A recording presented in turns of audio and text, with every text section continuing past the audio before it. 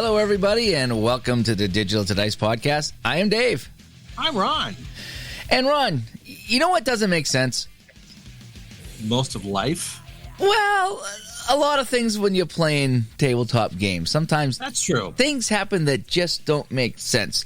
And this was a topic that a couple of our listeners asked us to talk about. There was one in particular that was playing a game and something happened and didn't make any sense at all in the context of the game. So he says, we need to do a show and talk about what happens when you're playing a game and something doesn't make sense. And that can happen, too, in a computer game. Not quite as often. There's not a lot you can do about it. Sometimes. And sometimes there's something you can do about it. Sometimes you can't. We'll talk about that on the show here. But we're going to talk about when things don't make sense. And now your request and dedication. That's right. So what episode number is this? This is episode 87. Holy schmoly. We got a lot of ways to go. I was going to call it the Gronk episode. And then and that would be a good one. You suggested Dwight Clark. Dwight Clark and, of course, Sidney Crosby. Yeah, there's been a lot of 87s here. So, a whole bunch of different ways we can go here for episode 87. Ways to get a hold of us. digitaltodice.com is the website where we put all of our shows over on Spreaker. 978-751-DICE is the Dice line. 978-751-3423. digitaltodice@yahoo.com is how you can email us. And over on Facebook, the ever-growing group on Facebook. 720 plus. Yeah, I think it was 723 or 727. I okayed somebody this morning, so. Yeah, it's getting up there. Facebook.com/groups/digital to dice. That's a good place to go and talk about the show topics that we talk about today, because we like to get your feedback on things and ask, like, well, what do you think and how do you handle certain things? And Facebook is a great place to do that. My YouTube channel also has the videos posted. I mean, the podcast posted as a video. There's nothing to watch, but it's a podcast, so you can also comment there if you want. A lot of people do. But a couple of different ways that you can kind of interact with us on the show. So for episode 87, we're going to talk about when things don't make sense, or when something happens crazy in a game. But before not that, necessarily directions. We've done the directions. Yeah, no, it's stuff that happens in games. Yeah, when you're playing a game and you roll, or you look at the chart, or you flip a card, or whatever it is you do, and you're like, wow. Would that realistically happen in a game at this point during the game? Whether it's 15 penalties in a row or whatever it is. So we're going to talk about that today. But first, let's get to what you're playing.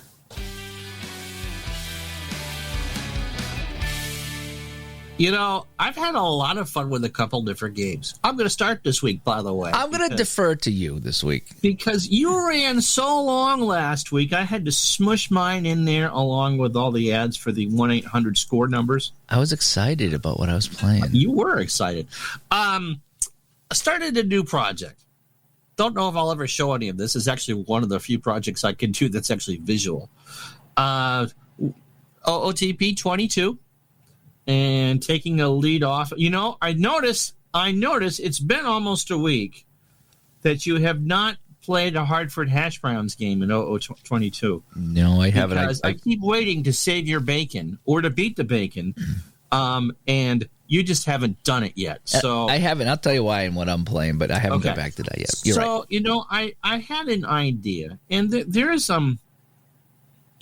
there's a couple people that have, and I might do this actually for golf as well, who have done the console thing and created their own, in the sports and in the cards and dice community, they've created their own card, so to speak. So I'm trying to think of who it is. He's on the Delphi boards. He's on a couple of the Facebook groups too.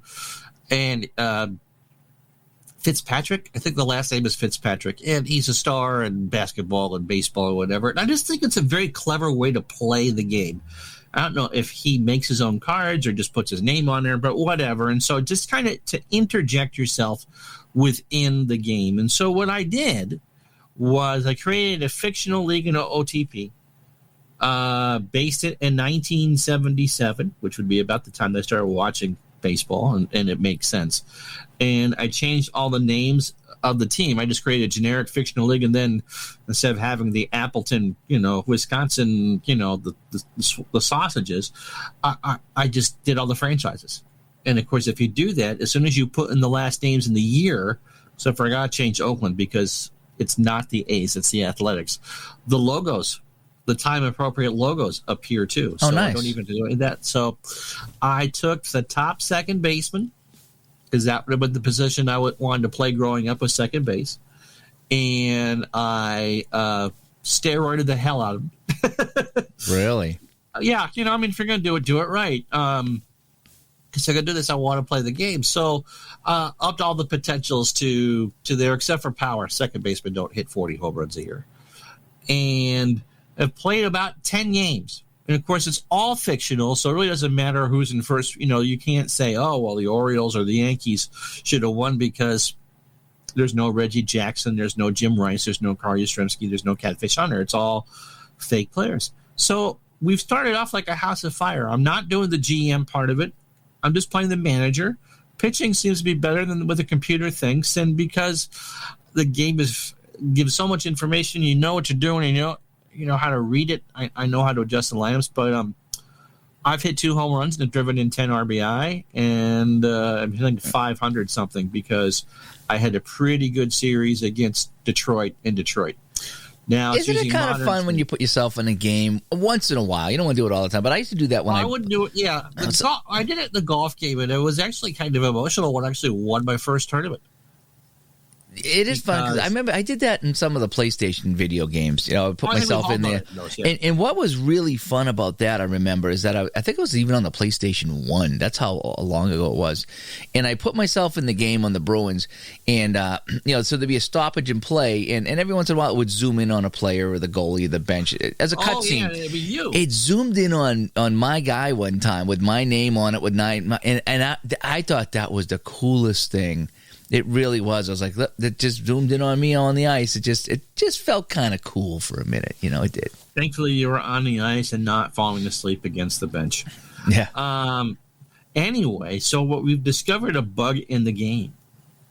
It likes to throw pitches at you. Ooh. And so I had one game where I hit a home run that got plunked twice. Now, you get hit after a home run, there's a fight. That's like, come on, you're throwing at me. Yeah. So in that particular game, there were 8 players hit by pitches. First, playing Milwaukee, Toronto, top 2 teams so far. And finally, I just had enough of that. I had my ace pitcher in the mound. You don't want to start a fight because you don't want to remove, but he was almost tired. So fine, just threw at a guy. And instead of having the video graphics of the fight, it just kind of stop showing graphics for that particular play. And you could read the text. Oh, there goes bench clearing brawl. Here we go. Here we go. It's a Donnybrook.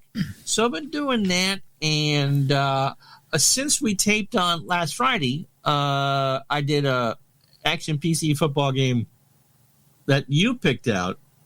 That actually was a good game. Yeah, it was. It was a good game. 2008 Cowboys versus the Brett Favre Jets. And you can go look at that. That's on my YouTube thing. So that's good. And that's with the new action PC football, right? It's with the new 2021 version. Yeah. Any more thoughts on that? I'm going to save those. I plan on doing compare and contrast and where I think the entire 5-game catalog is as of May of 21. Because I get questions all the time. What about this game? What about that game? And sometimes it's just best to sit down and stare at the camera and just point it out and just play a couple minutes of it.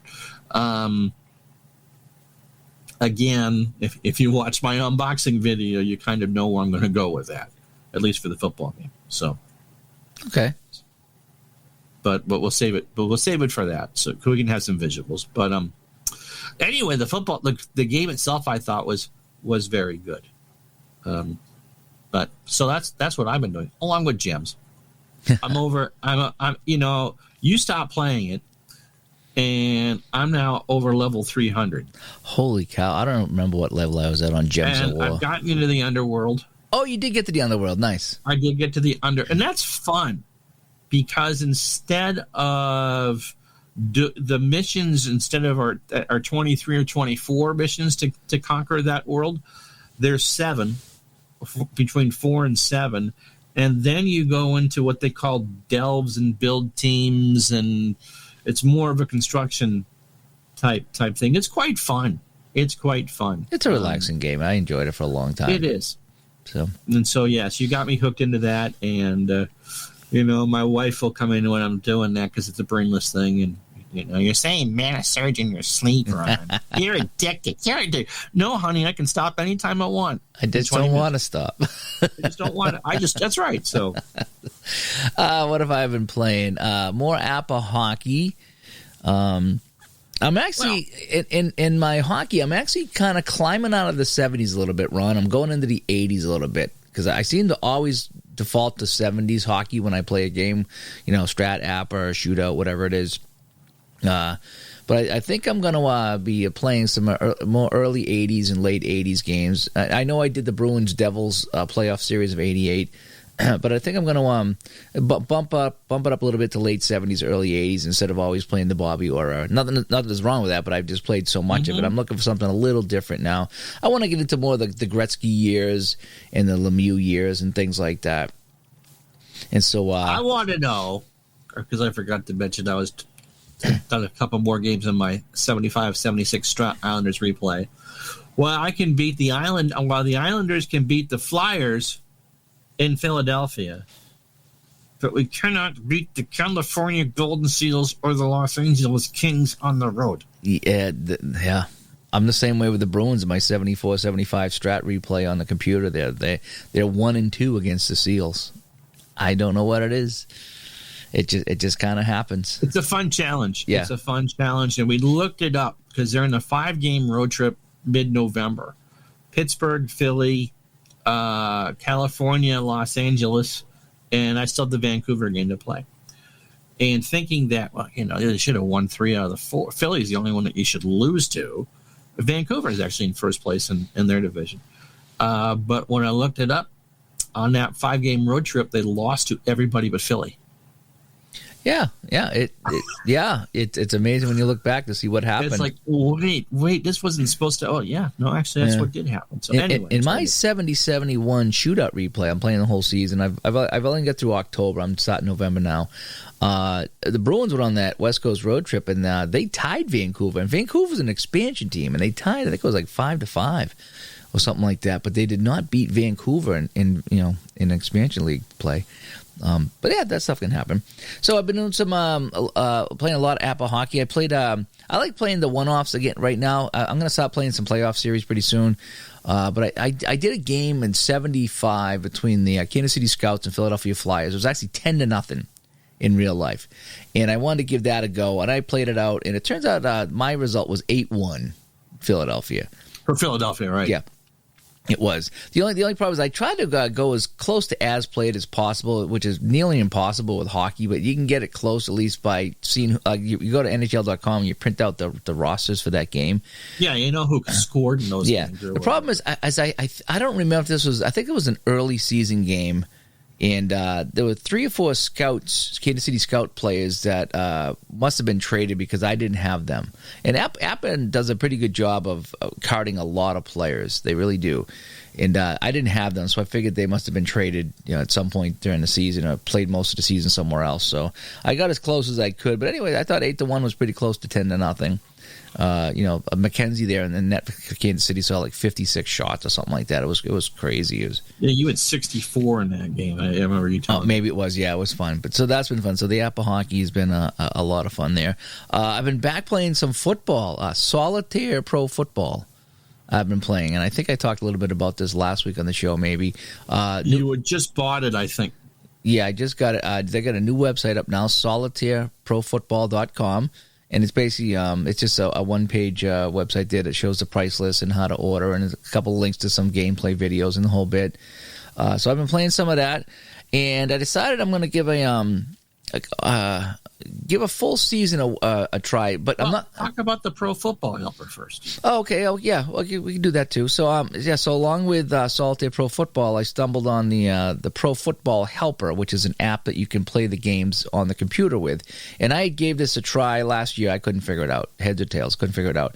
Turns out that the Pro Football Helper is a program written by Tom Milne, who also did the Shootout Hockey Helper, which I absolutely love, and that's what I'm using for my full season replay. And so I emailed him, and I said, Tom, I really can't figure out what to do with your Pro Football Helper, and a couple other people suggested that I use it. And so he get back to me with full instructions on how to start up a season and the whole bit. Everything's included. When you download Pro Football Helper, he's got a ton of seasons included. You just have to set them up. And I did a video on my YouTube channel that shows how you set up any particular season. So it's all there, but it's like you got to create the season, and then you got to drop the teams and the schedule into a couple different folders, and then you're ready to go. And what the Pro Football Helper does is it's set up you can play any results you want, any game you want, but it has dice rolls for Apper, Strat, and Solitaire Pro Football, and I think one other one. I can't remember at the top of my head. But again, you don't need to use any of the dice rolls. Maybe it was second season, yeah. So, but the idea is that you run a play, and you tell it, you input the results of the play. So if it's a run, you click on run, you click on the guy that ran it and how far he ran it, and then the game calculates the first down, second down yardage, and shows you where the ball. It's got a graphic representation of the field. And everything's right there, so it's like you're watching almost like you're watching a game tracks. If you've ever seen a game tracks of a football game, where you just see where the ball is and what down it is and the score and the whole bit. Dating ourselves here, but yes, yeah. I still watch it once in a while. Sometimes if you're someplace and you don't want to stream the game, you just kind of have the tracks on and you just check the drive and the whole bit. Did you ever play QB1? Speaking of track games, it was something early on, probably 15, 16 years old now. And it was for national TV games, and I think they used them in a bar where you could actually win prizes and stuff. But it was your job to try to guess what the next play was going to be. Oh wow! So just kind of, it was the first real chance to make, but didn't do daily fantasy. But you sitting there watching the Patriots and the Jets on a Sunday afternoon, and you go into that room, and it would be interactive, and so you try. Oh wow! Yeah, it was really anyway. So. But kind of similar to that. Yeah. So you input the plays. If it's a pass, you put the pass and what happened, and then you kick off in a whole bit. So you actually play whatever game you're playing, you play, and then you input the stats into here. So instead of writing down on pen and paper, you just click on within the game, and it tells you what happened. But like what I like is it shows you where the ball is, and it gives you down and distance and game time and the whole bit, because you click how much time comes off the clock. And so you basically, it's your pen and paper in a very graphical, visual sense. And from what I understand, you can play a whole season on it, and it keeps all the stats and standings for you right in the helper. It's a phenomenal helper. And I've been emailing, going back and forth with Tom about this and that and the other thing, and I did a couple of videos on setting up a season and a few other things with it. Phenomenal program. The only one thing I wish it did is I wish it allowed you to put in a final score, because what I'm going to do with my Solitaire Pro Football products, I'm going to pick a game of the week and play one game out in full, and the rest I will just quick sim, because I don't think I'm going to have time to play an entire full season. So I think I'm going to pick a game of the week, maybe two. If there's a couple key matchups, I might play 2 full games out. So obviously I'm not going to be keeping any stats for this season. It's just going to be the final scores and the whole bit. But I'm looking forward to it. And I was going to play 86, and I talked to you about I'm going to play the 86 season. And at the last minute, I switched over. I'm going to play 1980. So I'm going to do good season. So that I think is a better choice. Yeah, and so you get that Cleveland was really good that year. Just there was a lot. That was my junior high years, and that's when I was really into it and the whole bit. And so I'm going to play the 1980 season out again with playing out in full the game of the week, and then also just quick simming the rest. And I was trying to I was going to try to figure out a way to keep my standings. And what I ended up doing is I went into Excel and I set it up. So I have all the teams and all the standings, and all I got to do is type in the score. I set up the formula, so I type in the week 1 score, and it drops it in for that team, and it'll constantly add to that score. Because I hate doing that manually. I just do, because I always screw up, and then I forget. Oh man, what did I do? Did I add this? Did I not? Did I put in the wrong number? So I finally set up a little spreadsheet formula that would put in the final score and tally the points for and points against for every team. So That's what I did with that there. So I'll be sparking that up this week. So a lot of Apple hockey, a lot of Solitaire Pro football has been kind of keeping me away from my shootout project and a few other things. It's keeping the hash browns on the shelf, so I'll have to get back to my OTP and the hash browns. You've already. Well, it's kind of tough. We talk about first impressions. My first impressions was a 12-3 loss to the Greensboro Grits. So when the Grits kind of slap you around on opening day, it's kind of sour. It really is. So. Don't. But I will soldier on. You're supposed to rinse the potatoes before you cook them. Yeah, they got cooked. They got burnt in front of a capacity crowd at the griddle or the grill. I think it was the griddle. I think that's the name of the place. So anyway, all right, let's get on to the topic, shall we? All right.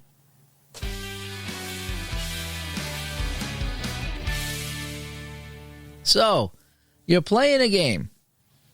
You're in the third period. You're in the fourth quarter. You're in the top or bottom of the ninth. You roll the dice. You flip a fast action card. You pull out the chart. And something absolutely nutty happens that would probably never. Never. Playing a night. I was trying to do a 78 replay in the game in the National Pastime 3. So it's an APA clone. And I don't remember who the batter was, but the runner was Carl Yastrzemski on second. And the roll was a 37, which was a rare play. And I think it rolled something behind the scenes. And I lost the game because Carl Yastrzemski got thrown out trying to steal third. So I think that's exactly what you're talking about. Yeah. So, and there's nothing you can do about that, right? And no, because there was no delete last play option. The game is over. I saved the stats.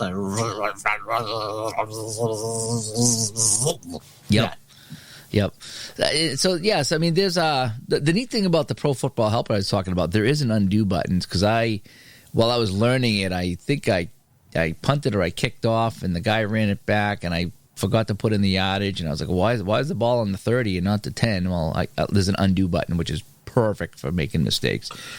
I don't know if Action PC doesn't have an undo. I don't think you can set it up in the rules at the start of the season for all the sports, I believe, to undo last play just for, a cat walks across the keyboard and does a run or something like that, which I've never actually had happen. She's your cat never runs across. Yeah, she doesn't come across the keyboard ever. She hasn't disconnected you at all ever. That cat never. Certainly not last week 2 or 3 times. Speaking of that, you ever see the pictures on Facebook or Delphi? Mostly Facebook. The people that post that they're setting up for a game and there's the cat laying on the table on top of all the cards. I think it's always funny when you see those pictures of guys saying, "Well, it looks like Tabby or Misty or whoever is ready to roll baseball today." Tabby is Baseball Debo's cat. Yes, it's always funny when it happens to other people. Yeah. It's never funny when it happens to you, but it's always funny when it happens to other. But yes, the action piece, I believe they all do. Undo last play, so you can't make a line change and do an open dead. Or basketball, probably not as much because that's a possession by possession game anyway. But you don't want to, hit or run with 2 outs with me on second base. Or it's always there, and I think a lot of that's on the honor system anyway. Yeah. I don't tend to turn it on because I don't want that option. I want it to feel, if I mess up, and I do mess up, that it's the same thing about recording and treating it as live. You don't, unless you cough like we did in the first take of the Open. You just run it. You do it live, and so the cat malfunctions. I would probably enable that because, I click the wrong button a lot when I'm learning these games. If you're newer to a computer, and I wouldn't undo a play just because I didn't like the result. I would undo it if I screwed it up somehow. Oh, jeepers, it's 4th down, not 3rd down, or something like that. You're playing and you're half asleep. Exactly. And you realize, what did I really just go for it on 4th and 12 from my 8? It did. Yeah, I've been tired a few times, and that's happened. Yeah. Or if I'm that disgusted with how I'm playing, I've never done this on a stream. I just stop the game and start again like it never happened. Yeah. Once in a while, what'll happen to me is, depending on the game, I think this happened in Action PC Golf a couple of times, is that I would think I selected a certain club. Yes. And then maybe I didn't hit it all the way, or I hit it and I didn't hit okay. And then I went off and I teed off with like a wedge or something. And I'm like, I mean, come on. So you put your shot, you point to where you want your shot to go. And then you're moving the mouse down, and then the next time you hit the button, and oh look, I just teed off into the water. Yeah. So I've had that happen in golf many times, where I know what I want to do, but I was like, wow, I see what I did wrong. I set up my aim, and by the time I changed my club and went back, I clicked again, and it readjusted my aim. Wasn't it? I know I did this doing one of those majors last year in ASG golf. Instead of, I think it was Palmer, instead of doing a 3-wood or a driver, I ended up teeing him off with a 4-iron. Yeah, so that's what I would redo. If you screw up playing the game, not so much a play you didn't like, But I think what we're talking about here is, because the computer, Action PC, it very much is like a fast action card. Mm-hmm. Every play is a fast action, or FAC. That's easier to say. 5 times fast. A fact, yeah. A fact. It sounds like Bill Burr. Where it's kind of logic, and you're less prone to make a mistake. And I think the game is pretty good at plotting things along. You're playing against an AI and those.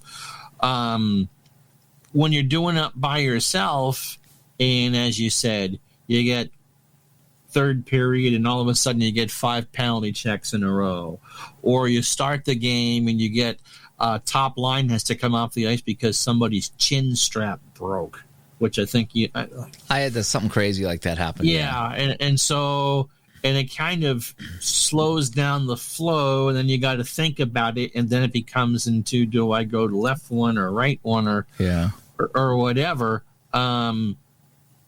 Getting in PC replay basketball, and before I shut off the option to have Wilt Chamberlain thrown out of 2 games out of 3 because he got into a fight. The man was never disqualified in his career, never fouled out of a game, and get this, in high school, college, or his entire NBA career, he never fouled out. Wow.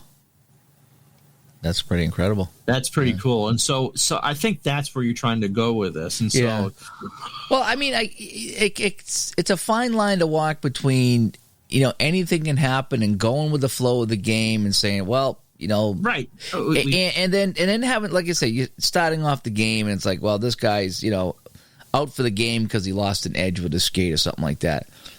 If you're playing a replay to play that particular player, and he's out in the first period, or he gets hit by a pitch in baseball, he's done for the game. Wasn't it you that had the Steve Young get injured, like the first year doing like a Steve Young series? Yeah, that was on a computer game, and back in 1990.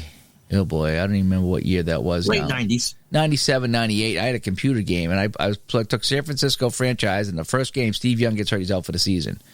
I didn't spark this game up and take San Francisco to play with the backup all season. Yeah, so I don't even know if I went back to that. I think I was like, well, we're done, and that was that. Yeah, but I mean, yeah. So like I say, the fine line between doing what the game says and saying, okay, I'm going to play strict, and if it says this, it's this, and on the other side, trying to play with common sense and logic and have fun. Realistically, I was playing I don't know if it was app or a shootout. I think it was shootout. I was streaming shootout, and it was like 5 penalty flips in a row. And after the third one, I recorded the third one. I said, this is the 4th penalty in a row. I says, I'm going to flip another card. No more penalties. This is too many penalties in a row.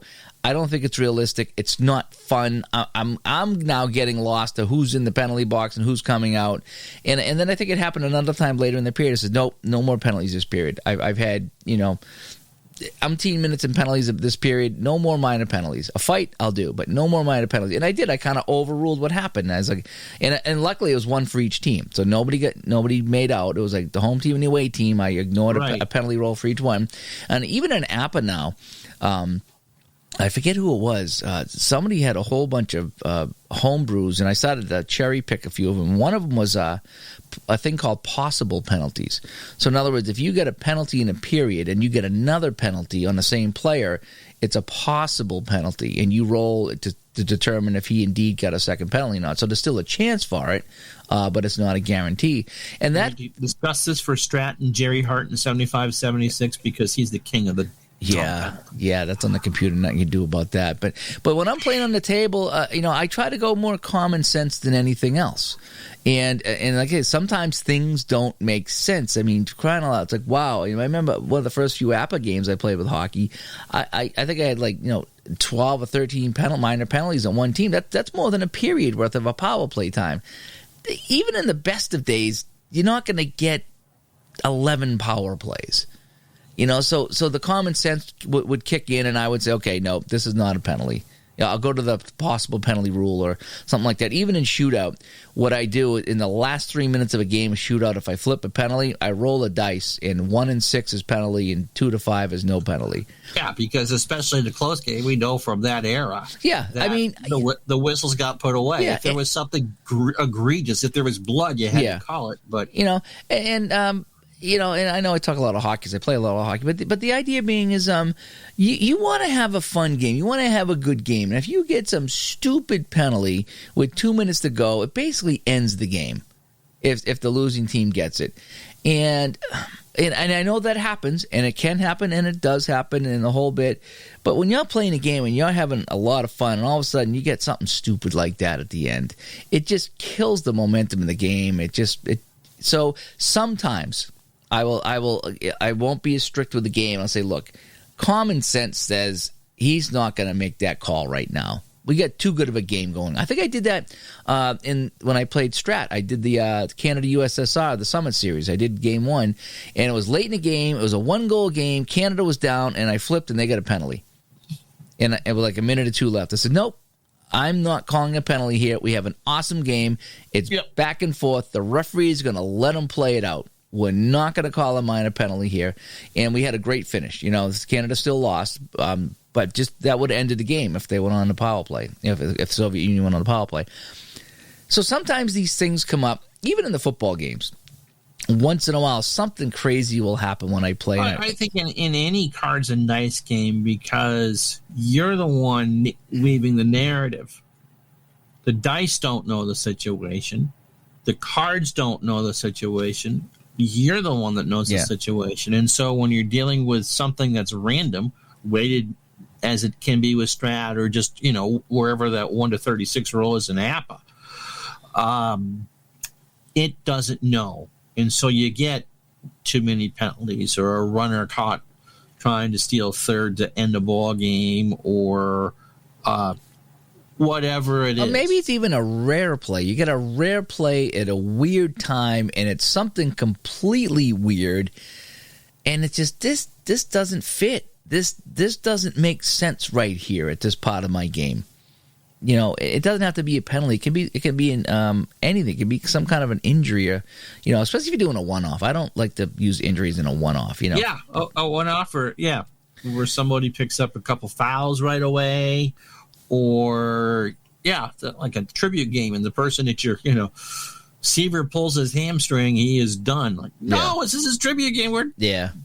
And you can always overrule it though when you're playing with cards and dice, as you said. Like, nope, we're ignoring that. Yeah. Sometimes I think it depends on what your mood is and what you're doing. I mean, sometimes you're going.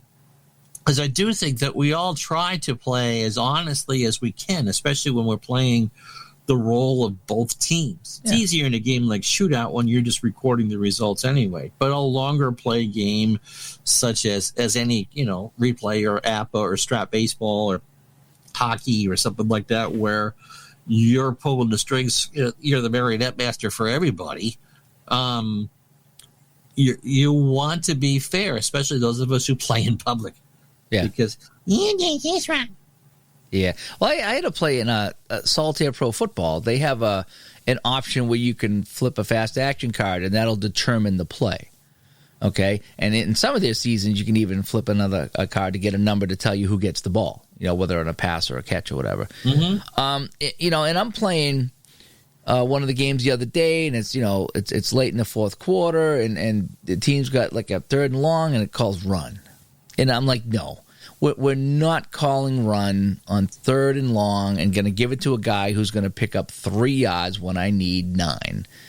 So things like that come up. Now, again, I could play super strict and say, well, they're going to call a draw, and hopefully he breaks it through. Yeah, and sometimes it works. But, I mean, realistically, when you look at what's going to happen in that game, there, unless he gets the breakaway card, he's going to get between 1 and 4 yards. Just don't see him making a 9-yard run unless he breaks away. So you would probably want to pass in that case. And so I will overrule that call, or I'll just go ahead, no, we're passing, and that's that.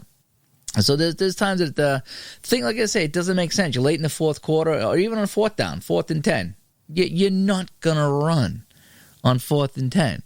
So you bypass that and say, nope, this doesn't make sense. Right here, right now, this doesn't make sense.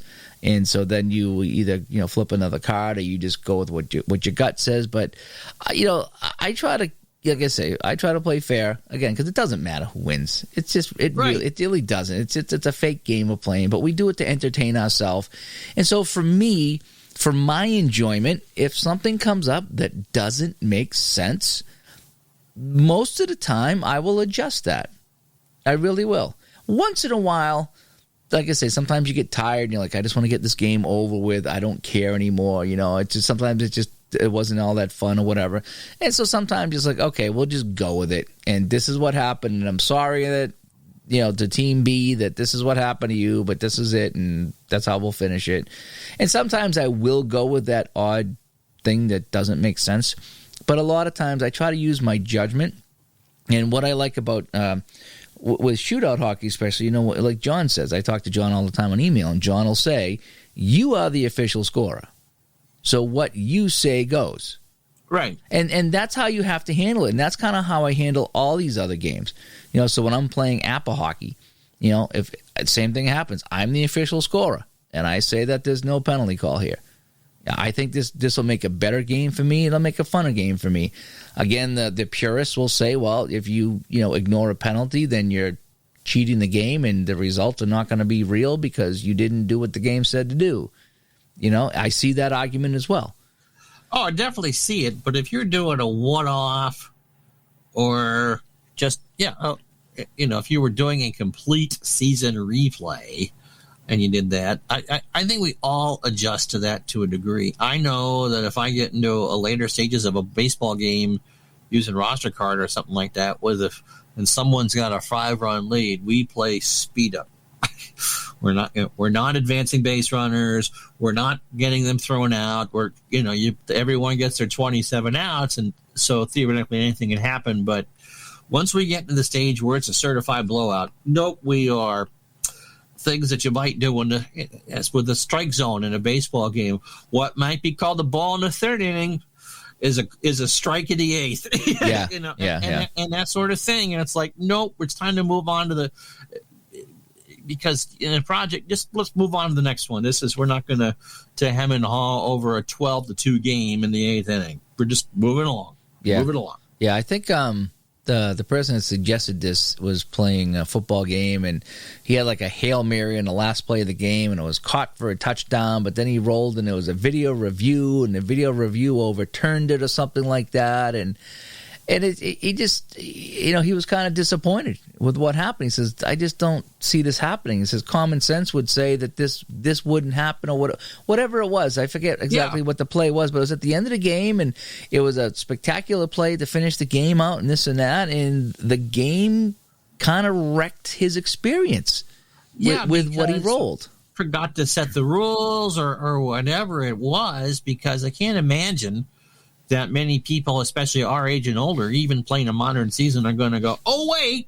there's a video review. Yeah. Like, no, it's over. He made the catch. Game over. Yeah. But to be fair, too, the games is these games have like rare plays built in and things built in and penalties and all this other stuff built into the game. And, they can't foresee what you're going to be rolling for dice every time. I mean, you're going to roll this, that, and the other thing, and you might get that rare play and to come up at the wrong time. Again, you might get penalties. The dice, they don't know what you're doing. Yeah, and that's the thing. So they come up at random times, and the game engine usually works pretty well. But I mean, sometimes you're gonna pull penalty after penalty in a football game, like 4 or 5 plays in a row, and that can be kind of frustrating. And it happens in real life. I get that, but I mean, it's not real fun for you at the time. Delays in the Astrodome, because rain delays are built into several engines. Oh, yeah. Action PC included. And game in the Astrodome, and there's a 20-minute delay instead of a rain is because the umpire got sick. I had that in a tournament game I was doing for Dave Little, or some tournament game at Riverfront. And it wasn't a rain delay. It was a disturbance, and I had a 47-minute disturbance in the stands. And what that means in Action PC is that your pitcher's pitch counts get lowered that amount, because they generally figure for every minute of the delay is one less pitch you can pitch in a game. Yeah. And so I had it, doing the broadcast, like, that's the last thing you want is the weather's beautiful. You're going to get the full experience out of whoever's on the mound. And nope, disturbance in the second inning, 47 minutes. And so it changes the game, and because I believe it was for Little, and because he is a huge fan of wrestling, I made up this whole thing about some of his wrestlers got out of line and bodies. You make do with it, but again, because it was in the computer game and not something you could ignore, that you had to roll with it. Yeah, I think I played a baseball game one time, and I don't know if they tried to bunt for a hit or something really weird happened at an odd time, and I was like, why? Why would you do this? But again, that the game doesn't know. When you roll the dice or flip the card, it doesn't know what's going on in your game. It just tells you, here's what you rolled and here's what you flipped. This is the interpretation of what you flipped. This is what the result is. And sometimes the result of a play is not really conducive to where you are in the game at that point. And again, I keep repeating myself here. It's a fine line between going with the flow and realize that anything can happen at any time in sports, and saying, realistically, this wouldn't happen.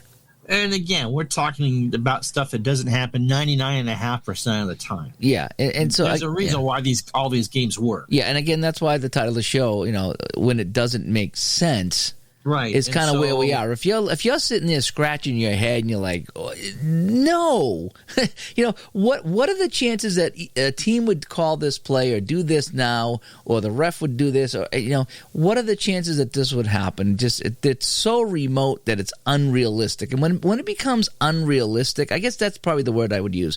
When it becomes unrealistic, that's when I step in and say, okay, no, just no. I ain't going to do it this way. Sorry, no. Yeah, so like we said, in Cards and Dice, you flip another card, you re-roll. Oh, look, it fell off the table. But it says, no, it fell off the table. Okay. But on the other hand, you have the great boulders in your head, such as a pitch to the right from your own end zone at the end of regulation time. Yeah. And for a walk-off safety, or the infamous Arnold Palmer's Miracle Eagle at 15, the final round of the Masters, my all-time great Masters, and then dunking his tee shot in the water off the tee on 16. But again, those are the moments that make of unpredictability that are realistic. Yeah, they can be. Not running Marshawn Lynch to win that Super Bowl for Seattle. Yeah, no, stuff like that can happen. But but picture though lining up for that game-winning field goal. Buffalo Bills, Scott Norwood, and they call a fake run. That's the stuff I'm talking about. You wouldn't call a fake run when you're kicking a field goal to win the Super Bowl. Right. It's stuff like that that's like, no, that is unrealistic. realistic, and then I'm not going to do it, But I mean, like I said, going back to golf, I watched the golf this weekend, and I was feeling bad for that guy. I forget his name now, Keeney or Keeley or something. Keegan Bradley from Woodstock, Vermont. And he was tied with this other guy, or he had a 1 or 2 shot lead, and he just fell apart. The last 4 or 5 holes, he was putting them in the sand, he put it in the water, and this other guy took the lead, and I felt bad because he had to finish the round with this guy who was now ahead of him because he fell apart. And you could just see it on his face. I felt so bad for this guy. I did. I was watching. It's like, dude, I feel so bad for you because you were in the lead, and now you're down by 2 shots, and then now you're down by 3 shots, And then the guy hits a birdie, and you get a bogey. Now you're down by 5 shots. It's like, wow, I just felt for this guy. And what do you do? I mean, if you're the other guy, what do? You go to tee off, and there's no small talk anymore because this guy just choked away the lead, so you're not going to talk to him. And it looked like it was very tense. It was very tense. Yeah, I mean, what do you do? I mean, you're happy you're about to get $1 million and a 2-year exemption on tour. Yeah, and it came at the expense because you couldn't. Someone needed to do a Heimlich to your opponent. Yeah, it was pretty bad. But yeah, so essentially that. I mean, things that happen in games that you roll, rare plays especially, or just decisions that just kind of defy logic. You need a 3 to tie the game. Steps in and goes for the dunk. Yeah. In basketball, that wouldn't work. Yeah. And I get in shootout a lot. The one rare play that I actually ignore now in shootout is no goals the rest of the game. There's a rare play in shootout hockey where if you flip a rare play and you get it, it's no goals the rest of the game. And I don't know if it's on that goalie or on that team, but it's just if you're in the first period and there's no point at that point, there's no sense playing the game because the game, especially if that team's winning by a goal, it's game over. So I just ignore that one. Sometimes I'll play out the rest of the period with no goals, but I never play that rest of the game with no goals because again, it's a spoiler. Spoiler alert. We know who wins. You lose. This team cannot win, no matter who it is. Now, that'd be great if you were playing the Kansas City Scouts and they had a 1-0 lead over Philadelphia by chance. But realistically, is this guy going to make 65 saves in a row? Probably not. So, yeah. So, so there's a few things like that in games, especially with the rare plays that are coming up at odd times that again, common sense says, no, this wouldn't happen. I'm the official scorer. I'm making a change here. I'm going to roll again, or I'm going to adapt this. And most of the times when I do that, I come up with a much more funner. Is that a word? Funner? More fun? Yeah, funner. The game becomes more fun when I do it that way. I have a better finish than if I just go strict. And that's kind of how I handle it a lot of times. And again, the fine line between, are you cheating yourself in cheating the game, or are you having fun? We're not talking about doing things 2 or 3 times to ensure that your team wins. Yeah, no, this is just we're talking about just kind of when it doesn't make sense. As you said, Norwood would not have thrown a fake field goal pass right from his 30 at the end of Super Bowl 25. That just no way in purgatory. Yeah. So what say you out there? Yeah. What do you do when you get into that situation of no, this couldn't possibly have happened, such as Chamberlain getting thrown out of a game or the Toronto Maple Leafs winning a Stanley. I mean, no, I can't say that because it's possible, but you know where I'm going with that. What happens, or do you just?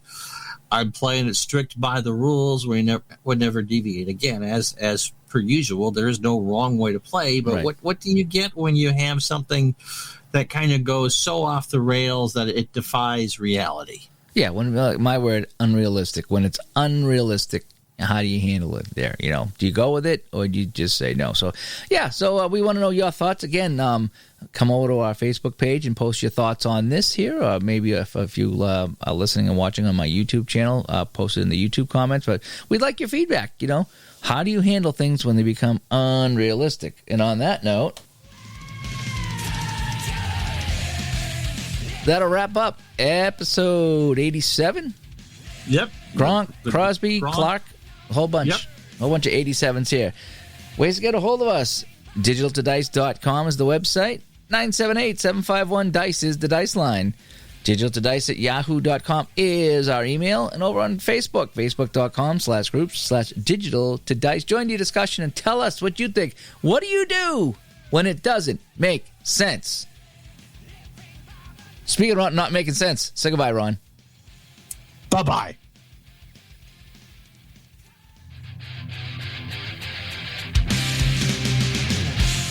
Hello, everybody, and whoa! Whoa, we're doing that one again, aren't we? Yeah, we are.